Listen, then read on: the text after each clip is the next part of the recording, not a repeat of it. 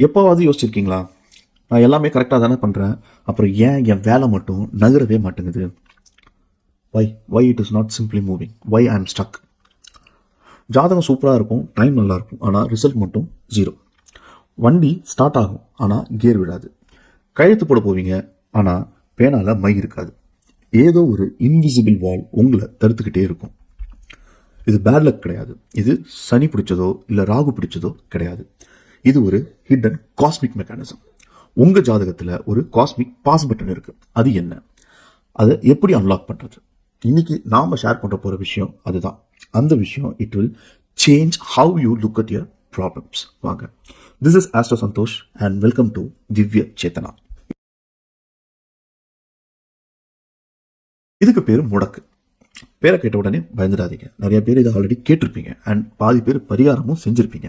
ஆனால் முடக்குனா என்ன அப்படின்னு தெரிஞ்சுக்கணும்ல. எல்லா அஸ்ட்ராலஜிஸ்டும் முடக்க ஒரு பிரதான விஷயமா பார்க்குறாங்க. ஏன் முடக்குக்கு பரிகாரம் சொல்றாங்க அப்படின்னு தெரிஞ்சுக்கணும்ல. அதை நம்ம பார்ப்போம். நிறைய பேர் இதை டிஸ்ட்ரக்ஷன் அப்படி இல்லைன்னா அழிவுன்னு தப்பா நினைக்கிறாங்க. கிடையவே கிடையாது. முடக்கு லிட்ரலி மீன்ஸ் ஸ்டாக்னேஷன், அதாவது இட்ஸ் ஸ்டக் ஆகிறது. சிம்பிளா சொல்லணும்னா, கம்ப்யூட்டர் இருக்கு, கம்ப்யூட்டர்ல எல்லாருமே யூஸ் பண்றோம். பட் நிறைய டைம்ஸ் கம்ப்யூட்டர் ஹேங் ஆகும். ஏன் ஹேங் ஆகுது, எதுக்கு ஹேங் ஆகுது, ஏன் ஃப்ரீஸ் ஆகுது நம்மளுக்கு தெரியாது. பவர் இருக்கும், கம்ப்யூட்டர் நல்லா இருக்கும், ஆனா அது என்ன பிரச்சனைனே தெரியாது.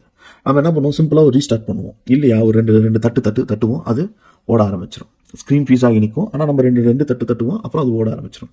இந்த ஃப்ரீஸ் ஆகி நிற்கிற அந்த ஒரு விஷயம் தான் முடக்கு. It's not a dead end. அஸ்ட்ராலஜியில் இருக்க முடக்கு வந்து நீங்க சிஸ்டமை தட்டினா ஓடுற மாதிரிலாம் நீங்க ரீஸ்டார்ட் பண்ணிட முடியாது. இது வேற. நீங்க எவ்வளோ ஃபோர்ஸ் பண்ணாலும், முடக்க பொறுத்த வரைக்கும் நீங்க எவ்வளோ ஃபோர்ஸ் பண்ணாலும் அந்த கதவு திறக்காது. ஏன்னா சாவி வேற ஒரு டைமென்ஷன்ல மாட்டிட்டு இருக்கு.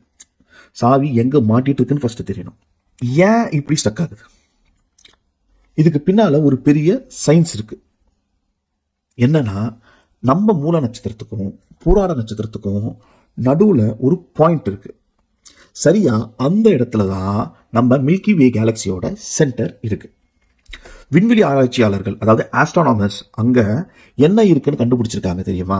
சஜிடேரியஸ் ஏ ஸ்டார் அப்படின்னா என்ன? அது ஒரு மிகப்பெரிய சூப்பர் மேசிவ் பிளாக் ஹோல். எயின்ஸ்டைனை பத்தி எல்லாரும் கேள்விப்பட்டிருப்போம்.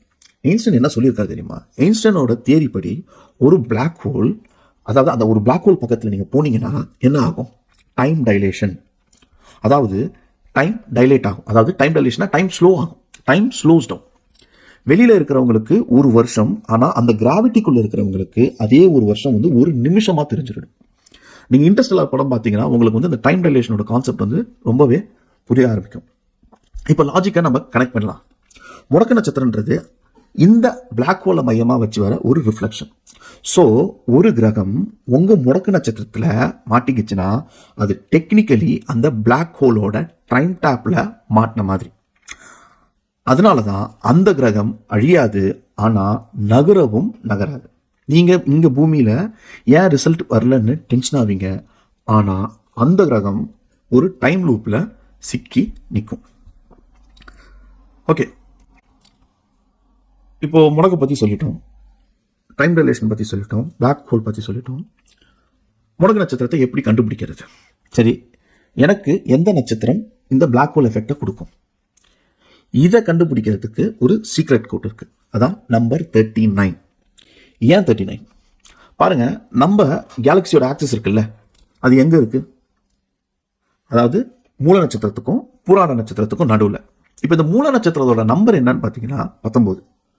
புராண நட்சத்திரத்தோட நம்பர் என்னன்னு பார்த்தீங்கன்னா 20. இது ரெண்டுத்தையும் கூட்டினீங்கன்னா 39. இதுதான் இதோட ஆக்சஸ் கோடு. ஸோ எந்த நட்சத்திரமா இருந்தாலும் அதை நீங்க 39ஆல மைனஸ் பண்ணா அதோட மிரர் இமேஜ் கிடைக்கும்.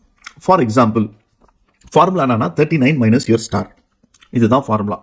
அந்த நம்பர் வந்து 27க்குள்ள இருந்ததுன்னா நீங்க அஸ்வினில இருந்து கவுண்ட் பண்ணுங்க, எந்த நம்பர்ல எந்த ஸ்டார் வருதோ அதுதான் உங்க ஸ்டார். இல்ல 39ல இருந்து உங்க ஸ்டாரை மைனஸ் பண்ணி வர நம்பர் வந்து 27ஓட ஜாஸ்தியா இருந்ததுன்னா அந்த நம்பரை 27ஆல மைனஸ் பண்ணுங்க, வர நம்பர் தான் உங்க நட்சத்திரம். ஓகேவா? சிம்பிளா புரிஞ்சுதா? இப்போ ஒரு எக்ஸாம்பிள், நீங்க அஸ்வினி அப்படின்னு வச்சுப்போம். அஸ்வினியோட நம்பர் என்ன? முதல். ஏன்னா முதல் நட்சத்திரம் அஸ்வினி. 39 மைனஸ் 1 என்ன வரும்? 38. இப்போ 38 நம்ம லிஸ்ட்லயே இல்லை, ஏன்னா நம்மளுக்கு மொத்தமாவே 27 நட்சத்திரம் தான். ஸோ 38 மைனஸ் 27, இப்போ பேலன்ஸ் எவ்வளோ இருக்கு? 11. அப்போ அந்த 11வது நட்சத்திரம் அதுதான் பூரம். அஸ்வினிலிருந்து கவுண்ட் பண்ணுங்க. அஸ்வினி, பரணி, கார்த்திகை, ரோகிணி, மிருகசீரிஷம், திருவாதிரை, புனர்பூசம், பூசம், ஆயில்யம், மகம், பூரம், 11வது நட்சத்திரம். ஸோ அஸ்வினி ஸ்டாரோட, அதாவது அஸ்வினி நட்சத்திரத்துல பிறந்தவங்களுக்கு பூரம் நட்சத்திரம் தான் அந்த ஸ்டக் பாயிண்ட். அன்னைக்கு நீங்க என்ன பண்ணாலும் அது அந்த பிளாக் ஹோல்ல போய் விழும். ஓகேவா? ஸோ இதுல ஒரு ட்விஸ்ட். இப்போ இதுல எல்லாருக்குமே ஒரு ஜென்ரலா ஒரு டவுட் இருக்கும். அதாவது என்னன்னா, அஸ்வினி முடக்கு, நான் ஏற்கனவே சொன்ன உதாரணத்துல அஸ்வினிக்கு பூரம் முடக்கு. பூரத்தோட அதிபதி யாரு? சுக்கிரன். உடனே எல்லாரும் என்ன பண்ணுவாங்கன்னா, அப்ப சுக்கிரன் எனக்கு எனிமியா, சுக்கிரன் என்ன எனக்கு கெடுதல் பண்ணுவாரா, சுக்கிரன் எனக்கு பிரச்சனை பண்ணுவாரா அப்படின்னு கேட்பாங்க. No, it's a big no.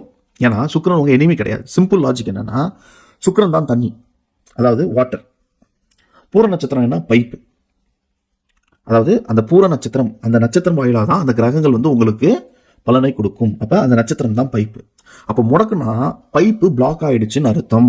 தண்ணி மேல தப்பு கிடையாது, பைப்பு மேலதான் தப்பு. ஆனா சுக்கிரன் உங்க ஜாதகத்துல எந்த வீட்டுல எந்த வீட்டுல இருக்கிறாரோ, எந்த வீட்டுல வசிக்கிறாரோ அந்த ஏரியால உங்களுக்கு ஸ்டாக்னேஷன் வரும். ஏன்னா சுக்கிரனுக்கு பவர் கிடைக்கல. அப்போ சுக்கிரனால செயல்பட முடியாது. சுக்கிரன் அவருக்கு எனர்ஜியே வரல. ஒரு வீட்டு வெளிச்சமா இருக்கணும், வீடு பிரகாசிக்கணும், வீட்டுல எல்லா வேலையும் நடக்கணும், ஒரு கம்பெனியில் எல்லா வேலையும் நடக்கணும்னா எலக்ட்ரிசிட்டி வரணும், ஒயர் அங்கிருந்து எனர்ஜி டிரான்ஸ்ஃபர் ஆகணும். அப்போ சுக்கிரனுக்கு தேவையான எனர்ஜி அந்த நட்சத்திரத்துல இருந்து வரல. அப்போ சுக்கிரன் எந்த ஏரியால இருக்கிறாரோ அந்த ஏரியாலையும் நீங்க ஸ்டாக்னேட் ஆகிடுவீங்க, அந்த ஏரியாலையும் நீங்க பிளாக் ஆகிடுவீங்க. உதாரணத்துக்கு சுக்கிரன் உங்களுக்கு 10ஆம் அதிபதி அப்படின்னு வச்சுப்போம். ஏன்னா 10ஆம் இடம் தொழில் ஸ்தானம். அப்ப என்ன ஆகும்? உங்க கேரியர்ல அடிக்கடி பிரேக் வரும், ப்ரொமோஷன் வரும், ஆனா வராது. ஏன்னா உங்க கேரியரோட சாவி வச்சிருக்கிறவர் அந்த சுக்கிரன், அவர் என்ன ஆயிட்டாருன்னா ஸ்டக் ஆயிட்டாரு. ஸோ இது 100%, அதாவது வரவே வராதுன்னு கிடையாது, ஸ்டக், மாட்டிக்கும். இன்னைக்கு வர வேண்டியது ஒரு 10 நாள் கழிச்சு வரும். இப்போ ஒரு எக்ஸாம்பிளுக்கு நம்ம என்ன பண்ணுவோம், ஒரு கவர்மெண்ட் ஆஃபீஸ்க்கு போவோம், ஒரு ஃபைலை கொடுப்போம் சைன் வாங்குறதுக்கு. என்ன சொல்லுவாங்க? ஸ்டைலா அந்த ஷெல்ஃப்ல இருக்கு, இல்ல அந்த ஒரு பர்டிகுலர் ஆஃபீஸர் கிட்ட மாட்டி இருக்கு, அந்த பர்டிகுலர் ஆஃபீஸர் சைன் பண்ணணும், இந்த டேபிள்ல மாட்டிட்டு இருக்கு. ஏதாச்சும் ஒரு காரணம், ஏதாச்சும் ஒரு சாக்கு போக்கால அது தள்ளிக்கிட்டே போகும். இதுதான் முடக்கு. இது அதாவது ஒரு விஷயம் நடக்கவே நடக்காதுன்னு கிடையாது, தாமதத்தை ஏற்படுத்தும். இதுதான் முடக்கு. சரி, கடைசியா நட்சத்திரம்னாலே அது மைண்டு, மனசு. நிறைய நேரம் வெளியில பிரச்சனை இருக்காது, நம்ம மனசுல தான் அந்த டைம் லூப்ல நம்ம மாட்டிக்கும். உனக்கு இந்த சைக்காலஜிக்கல் பிளாக்கை தான் நம்மளுக்கு கிரியேட் பண்ணும். ஏன்னா நட்சத்திரம்னாலே என்ன சொல்லுவோம், நட்சத்திரங்கள் எல்லாமே சந்திரனோட 27 நட்சத்திரங்களும் சந்திரனோட மனைவின்னு சொல்லுவோம். அதே மாதிரி இந்த தசாபுதி பலன்களும் நம்ம நட்சத்திரத்தை வச்சு தான் பார்ப்போம். நட்சத்திரத்தோட அடிப்படையே சந்திரன். ஓகேங்களா? தசாபுதியே என்ன பண்ணும்னா உங்க சைக்காலஜிக்கல் எஃபெக்ட்ஸை தான் அதிகமாகவே சொல்ல வரும். அப்போ இந்த முடக்கு என்ன பண்ணும்னா உங்க சைக்காலஜிக்கல், உங்க மைண்டை பிளாக் பண்ணும். உதாரணத்துக்கு உங்க தசாபுதிநாதன் முடக்குல இருந்தா உங்களுக்கு ஃபியர் ஆஃப் சக்சஸ் வரும். கதவு திறந்துதான் இருக்கும், ஆனா பூட்டி இருக்குமோன்ற ஒரு பயத்துல நாமளே உள்ள போக மாட்டோம். இப்போ வேணாம், அப்புறம் பார்த்துக்கலான்னு தள்ளி போடுவீங்க. ப்ரொக்ராஸ்டினேஷன். அது சோம்பேறித்தனம் கிடையாது, இட்ஸ் அ முடக்கு எஃபெக்ட். சரி, இந்த பிளாக் ஹோல் எஃபெக்ட்ல இருந்து தப்பிக்க என்ன வழி? முடக்குனா ஸ்டாக்னேஷன், தேக்கம் நம்ம சொல்லிட்டோம். அப்போ ஒரு தேக்கத்துக்கு பரிகாரம் என்ன? தேக்கத்துக்கு பரிகாரம் மூமெண்ட். அப்போ நம்ம அந்த தேக்கத்துக்கு நம்ம அசைவு கொடுக்கணும். முதல் ஒரு பிராக்டிக்கல் ரெமெடி பார்த்தீங்கன்னா கைனட்டிக் ரீசெட். அப்படின்னா நீங்க ஸ்டக்கான மாதிரி ஃபீல் பண்ணா உடனே அந்த இடத்த விட்டு எழுந்து நடங்க. Travel somewhere. அதாவது ஒரு கடலை தாண்டி போறதோ இல்லை ஒரு பிரிட்ஜை தாண்டி போறதோ, ஓகேவா, இந்த மாதிரி டிராவல் பண்ணுங்க. ஒரு உதாரணத்துக்கு 4ஆம் அதிபதி முடக்கல மாட்டிக்கிட்டாரு அப்படின்னா வீடை மாத்திடுங்க. ரொம்ப நாள் அந்த வீட்டில் நீங்க ஸ்டக்காகி நிற்கிறீங்கன்னா வீடை மாத்திடுங்க, வேற வீட்டுக்கு போங்க. ஓகேவா? இல்லைன்னா அந்த நாள்ல வீடு சம்பந்தமா இல்லை சொத்து சம்பந்தமா எந்த ஒரு வேலையும் செய்யாதீங்க. இதுதான் ஒரு விஷயம். அதாவது நீங்க ஸ்டக்கான மாதிரி ஃபீல் பண்ணீங்கன்னா உடனே அந்த இடத்த விட்டு எழுந்து நடங்க. இப்போ நம்ம ரொம்ப நேரம் ஒரே இடத்துல உட்காந்துருப்போம், கால் அப்படியே மறுத்து போன மாதிரி இருக்கும், நகராது, ரொம்ப ஒரு மாதிரி இருக்கும். ரொம்ப நேரம் உட்காந்துருந்தா அப்போ ஏந்திருக்கும் போது கொஞ்சம் கஷ்டமா தான் இருக்கும். அப்புறம் ஏஞ்சி நடக்க ஆரம்பிச்சிங்கன்னு வைங்க, அப்படியே ஃப்ரீ ஆகிடும், ரிலாக்ஸ் ஆகிடும். அப்போ நீங்க அது மூவ்மெண்ட் கொடுத்துக்கிட்டே இருக்கணும். அப்போ அந்த மூவ்மெண்ட் ரொம்ப முக்கியம். ரெண்டாவது, அதாவது ப்ராக்சி, அதாவது பினாமி. இது ரொம்ப பவர்ஃபுல். அப்போ ஒரு முக்கியமான வேலையில எல்லாம் நீங்க பண்ணக்கூடாது. உங்கள் ஒய்ஃபோ இல்லை ஃப்ரெண்டோ இல்லை உங்கள் பார்ட்னரோ இல்லை உங்கள் அப்பாவோ அம்மாவோ அவங்கள விட்டு பண்ண சொல்லுங்கள். உதாரணத்துக்கு ஒரு முடக்கு நட்சத்திரத்தை அன்னைக்கு நீங்கள் கையெழுத்து போட போகணும், ஒரு டீல் சைன் பண்ண போகணுன்னா நீங்கள் போகாதீங்க. அவங்க ஒய்ஃப் அனுப்புங்க. ஒரு டாக்குமெண்ட் சப்மிட் பண்ணுறதுக்கு இல்லை ஒரு டெண்டர் சப்மிட் பண்ணுறதுக்கு நீங்கள் போகாதீங்க. வேறு யாராச்சும் விட்டு போய் அந்த அப்ளிகேஷன் போட சொல்லுங்கள், இல்லை அந்த டெண்டரை சப்மிட் பண்ண சொல்லுங்கள். கையெழுத்து போடணும்னா வேறு நாளில் கையெழுத்து போடுங்க. இல்லை தொழிலாக 10ஆம் அதிபதியே போய் முடக்கில் மாட்டிக்கிட்டாரு, உங்கள் ஜனன நட்சத்திரத்துக்கு 10ஆம் அதிபதியே போய் தொழிலில் மாட்டிக்கிட்டாரு அப்படின்னா நீங்கள் தொழிலை உங்கள் பேரில் பண்ணாதீங்க. உங்கள் ஒய்ஃப் பேரில் இல்லைனா உங்கள் அப்பா அம்மா பேரில் இல்லை உங்கள் நம்பிக்கையானவங்க பேரில் பண்ணுங்கள். அது ஒரு விஷயம், ப்ராக்சி. ஏன்னா உங்களுக்கு தான் முடக்கு. அப்போ நீங்கள் பண்ணாதீங்க, இன்னொருத்தவங்க பேரில் பண்ணுங்கள். உங்கள் தொழில் முடக்குனா உங்கள் பேரில் தொழில் பண்ணாதீங்க, இன்னொருத்தவங்க பேரில் பண்ணுங்கள். உங்கள் 4ஆம் அதிபதி முடக்குனா நீ உங்கள் பேரில் சொத்து வாங்காதீங்க, இன்னொருத்தவங்க பேரில் வாங்குங்க. நம்பிக்கையாக இருக்கிறவங்க பேரில் ஜாதகம் பார்த்து யார் சரி வருவாங்களோ அவங்கள நீங்கள் பார்த்து அவங்க பேரில் வாங்குங்க. அடுத்தது கோகனட் ஸ்மாஷ், அதாவது தேங்காய் உடைத்தல். கோவிலில் செதற்காய் உடைக்கிறாங்க. ஜென்ரலாகவே அது வந்து நம்ம என்ன பண்ணுவோம்னா, விநாயகர் கோவிலுக்கு போகும்போது நம்மளுக்கு செதற்காய் உடைக்கிற ஒரு பழக்கம், ஒரு வழிமுறை இருக்குது, ஒரு பரிகாரம் இருக்குது. அது என்ன ஆகுதுன்னா, அதாவது ஜென்ரலாக வந்து விநாயகரை வந்து நம்ம கேது பகவானோட நம்ம வந்து என்ன பண்ணுவோம்னா சேர்த்து பேசுவோம். அது ஒரு கேது சார்ந்த பிரச்சனையெல்லாம் போய் விநாயகரை கும்பிடு, வினை தீர்ப்பவன் அப்படின்னு நம்ம சொல்லுவோம், இருக்கிற தடைகள் எல்லாம் உடைப்பவன் அப்படின்னு நம்ம சொல்லுவோம். அப்போ நம்ம என்ன பண்ணுறோம், அங்கே போயிட்டு தேங்காய் உடைக்கிறோம். அப்போ அந்த தேங்காய் உடைக்கிறோட சைக்காலஜி என்னன்னா, தேங்காய் மேலே ஒரு ஓடு இருக்குது, அந்த ஓட்டுக்குள்ளே தான் அந்த அந்த தேங்காய் இருக்குது. அப்போது அதுக்குள்ளே இருக்கிறது அந்த தண்ணி, அந்த ஓட்டுக்குள்ளே தான் அந்த தண்ணி இருக்குது. அப்போ நம்ம அது செதறும் போது அந்த ஃபோர்ஸ் வந்து பர்ஸ்ட் ஆகுது. இதுதான் சைக்காலஜிக்கல் எஃபெக்ட். அப்போது அது நீங்கள் போட்டு உடைக்கும் போது அந்த இடத்துல ஒரு ஃபோர்ஸை நீங்கள் ரிலீஸ் பண்ணுறீங்க, ஒரு ஃபோர்ஸை வந்து அங்கே உருவாக்குறீங்க. It's again a psychological effect. இதுவும் வேலை செய்யுமானா இதுவும் வேலை செய்யும். இப்போ ஃபைனலாக ஒரு விஷயம் எல்லாரும் நீங்கள் யோசிச்சுட்டு இருப்பீங்க, இவர் முடக்கு வந்து ஜனன நட்சத்திரத்துக்கு சொல்கிறாரு, தசாநாதன் நிற்கிற நட்சத்திரத்துக்கு சொல்கிறாரு. ஆனால் எல்லாரும் இது வரைக்கும் சூரியன் நிற்கிற நட்சத்திரத்துக்கு தானே பார்த்துட்டு இருந்தாங்க. இவர் என்ன மாற்றி சொல்கிறாரு, ஆல்ரெடி ஏகப்பட்ட புடுங்கள் இருக்குது, இதில் எதுனா புது புடுங்களா அப்படின்னு நீங்கள் யோசிக்கலாம். எனக்கும் ஆரம்பத்தில் அப்படி தான் இருந்தது. அதாவது ஆல்ரெடி நம்மளுக்கு 6ஆம் அதிபதி இருக்காரு, 8ஆம் அதிபதி இருக்காரு, அப்புறம் இவர் 3 பேரும் போய் எங்கே உட்காந்துருக்காங்களோ அந்த இடம் இருக்குது. இதை தாண்டி நம்மளுக்கு பாதகாதிபதினு ஒருத்தர் இருக்காரு, இதெல்லாம் தாண்டி மாரகாதிபதினு ஒருத்தர் இருக்காரு. அதுக்கப்புறமா D1 சார்ட் நல்லா இருந்ததுன்னா D9 சார்ட் நல்லா இல்லைன்னு சொல்லிடுவாங்க. ஓகேவா, இவ்வளோ புடுங்கள் இருக்குது. இந்த புடுங்களுக்கு நடுவில் திதிசூனியம், முடக்கு, யோகி, அபயோகி, என்னடா அப்படின்னு சின்ன ஆகிடும்.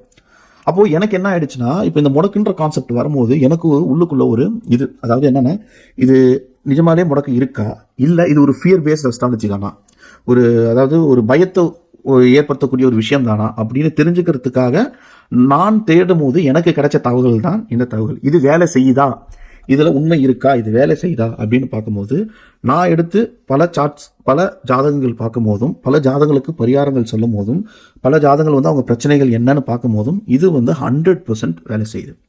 அப்போது எப்போ எதை பார்க்கணும் அப்படின்ற ஒரு கேள்விக்குரிய வரும். அப்போது நீங்கள் சூரியன் அப்படின்னு பார்க்கும்போது நான் ஃபாலோ பண்ணுற ரூல் இதுதான். ஒவ்வொரு அஸ்ட்ராலஜரும் ஒவ்வொரு ரூல் ஃபாலோ பண்ணுவாங்க.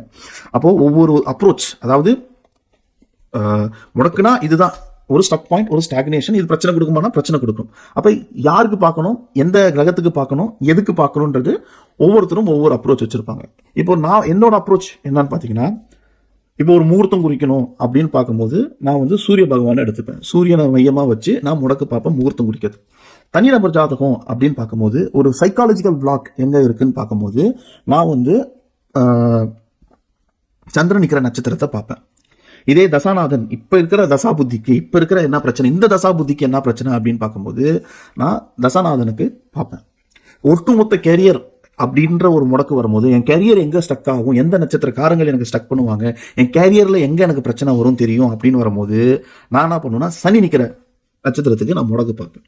அப்போது நமக்கு என்ன தெரியும்னா, ஒரு கிரகம் இருக்குது, அந்த கிரகம் எந்த நட்சத்திரத்தில் இருக்கோ டிஃபால்ட்டாக அந்த நட்சத்திரத்தில் இருந்து நம்ம முடக்கு நட்சத்திரத்தை கால்குலேட் பண்ணோம்னா நம்மளுக்கு ஒரு நட்சத்திரம் வரும். அந்த நட்சத்திரம் தான் முடக்கு நட்சத்திரம். அப்போது அந்த முடக்கு நட்சத்திரத்தை அன்னைக்கு நம்ம ஒரு சில காரியங்களை தவிர்க்கணும், இல்லையா வேற ஒருத்தவங்க மூலமாக அந்த காரியங்களை நம்மளை சாதிச்சுக்கணும், இல்லை அந்த நட்சத்திரக்காரங்கள்ட்ட இருந்து நம்ம கொஞ்சம் தள்ளி இருக்கணும், அவங்க மூலமாக சில காரியங்களை நம்ம செஞ்சுக்க கூடாது. இதுதான். ஸோ இது ஒர்க் அவுட் ஆகாதானா, ப்ராக்டிக்கலாக எனக்கு 100% ஒர்க் அவுட் ஆகுது. நீங்கள் உங்கள் சார்ட்டில் நீங்கள் இதை அப்ளை பண்ணி பாருங்கள். ஓகேவா? ஸோ இனிமேல் உங்களுக்கு ஏதாச்சும் வேலை இழுத்துக்கிட்டே போச்சுன்னா டென்ஷன் ஆகாதீங்க, ஜஸ்ட் செக் பண்ணுங்க. இது எனக்கு இப்போ இது வந்து முடக்கா வேலை செய்தா அப்படின்னு செக் பண்ணுங்க. ஸோ இஃப் இட் இஸ் முடக்கு, ஜஸ்ட் ரிலாக்ஸ். டோன்ட் ஃபோர்ஸ் பண்ணால் சாவி உடையும். நீங்கள் காத்திருக்கணும். You have to wait for the door to open. ஓகேவா? அந்த காலம் கடந்து போன உடனே உங்களுக்கு ஆட்டோமேட்டிக்காக மாறிடும். அந்த தசா மாறின உடனே உங்களுக்கு பிரச்சனைகள் தீர்ந்துடும். ஓகேவா? அந்த கோச்சார ரீதியாக பலன்கள் மாறிடும் உங்களுக்கு. அப்போ உங்கள் நட்சத்திரம் என்ன, உங்கள் முடக்கு நட்சத்திரம் என்ன அப்படின்றத கால்குலேட் பண்ணி கமெண்ட்ல போடுங்க. அப்போது யார் யார் எதில் ஸ்டக்காக இருக்கீங்கன்னு உங்களுக்கு தெரியும். ஓகேவா? ஸோ பிடிச்சிருந்தா லைக் பண்ணுங்கள். அடுத்தது எந்த கண்டென்ட்டை பற்றி வீடியோ வேணுன்றதையும் கமெண்ட் பண்ணுங்கள். நம்ம நெக்ஸ்ட் வீடியோவில் பார்ப்போம். பாய்.